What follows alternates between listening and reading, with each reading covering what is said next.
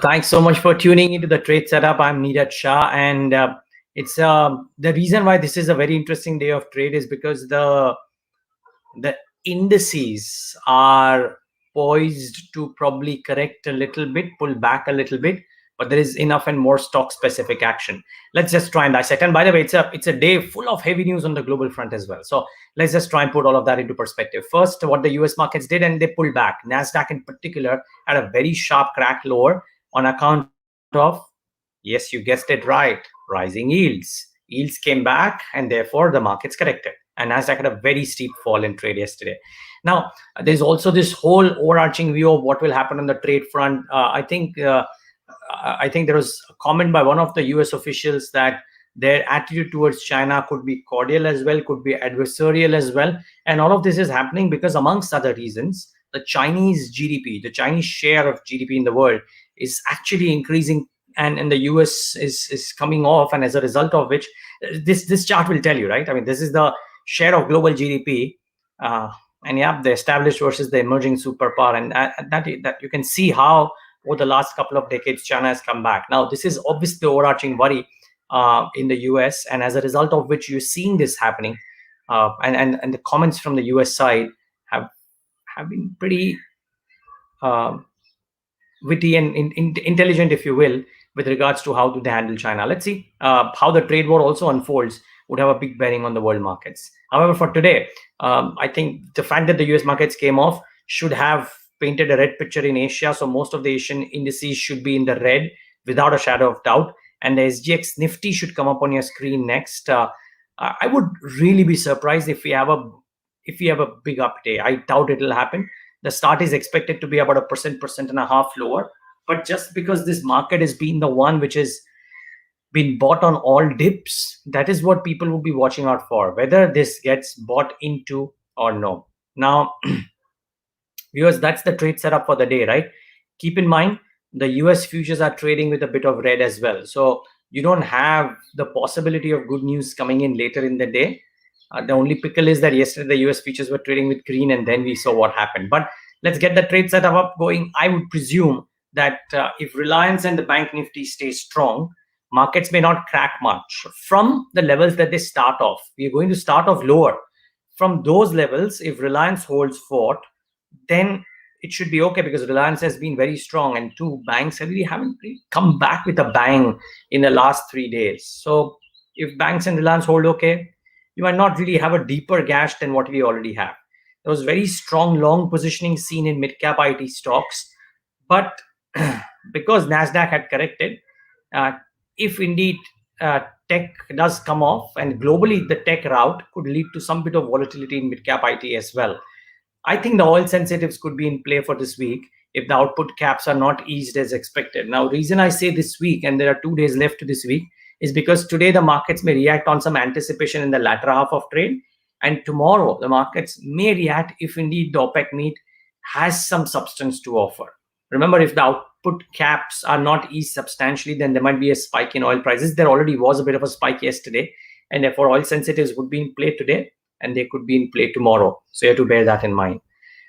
The foreign institutional investor action wasn't too bad yesterday, northwards of 2,000 crores. So that should be okay. We shouldn't be too unduly worried with what's happening on the flows front. And therefore, what we should be focusing on today is some bottom-up ideas, and whether or not some of these will react, keeping in mind that the markets are likely to start off slightly skittish. So Adani Ports, right, top of the mind. Yesterday, the big newsmaker, they're going to acquire about 31% stake from Warburg Pincus an affiliate of Warburg Pincus in Gangavaram Port in AP. The acquisition will expand, according to the company, the market share will expand to 30%, and they are in discussions with the promoter family for their stake in GPL too. I think I read a couple of brokerage notes. Citi, I think, says that the acquisitions have been done at reasonable pricing, and therefore they've upped the target price for Adani Ports. But yeah, this group is just moving at a breakneck speed on acquiring assets and the stock prices as well. So be mindful of that there's been a bit of a rally already, and the market is looking a bit skittish today. But Adani Ports could be a stock in focus. Mahindra Logistics, it's a very interesting deal. You may scoff at the size because it's over 5 years, but could this be a way of things to come? They have announced Project Samriddhi for integrated logistics services with Bajaj Electricals. I think that the deal is a complete end-to-end redesign and outsourcing of Bajaj Electricals' entire logistics. So this is what could happen, right? We've seen this happening with, say, banks with their IT services. They outsource it entirely to IT companies. Remember TCS and Infosys and HCL taking over some of the centers from the banks?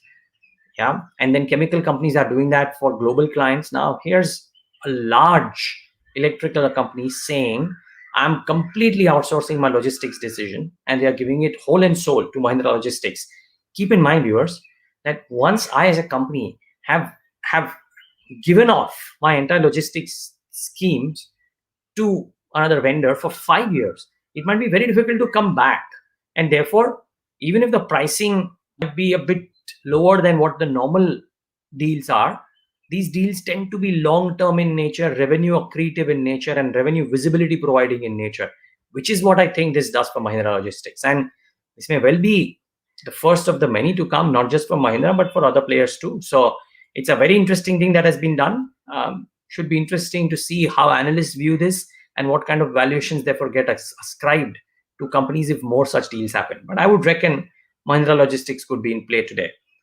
JSW Steel is the other interesting one. Steel companies have been very strong, but they have cut prices by ₹1,000 per ton for HRC and CRC. Mind you, this is as per Steel Mint reports. The company hasn't given a confirmation. But I'm bringing this to you because Steel Mint reports usually bring about some reactions. We mentioned that this is Steel Mint. And they're also saying that, according to the company, I think the stagnant demand and weak inquiries have led to price cuts.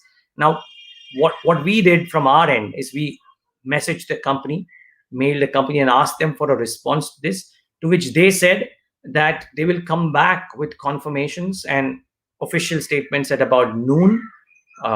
They also said that maybe off the record that some of the companies, some of the dealers might have done this. It may not be official, but an official confirmation to BloombergQuint will come in by somewhere around noon, maybe earlier, but not there with me right now. But I'm bringing this to you because steel counters may react today, so you should know the reason. Deepak Nitrite could be in play because India has extended the levy of anti-dumping duty on phenol originating in or exported from Europe and Singapore till June 7th. So it's a small positive. I think there is a Sunidhi brokerage report that prices of phenol on a month-on-month basis have jumped as well. So this is a stock that has gained quite a bit, viewers. Keep that in mind. But the news is positive. You never know, it could react more. But I would urge all of you to keep, for both the Adani ports as well as Deepak Nitrite, the fact that the stocks have run up quite a bit already, you have to keep that in mind before trading.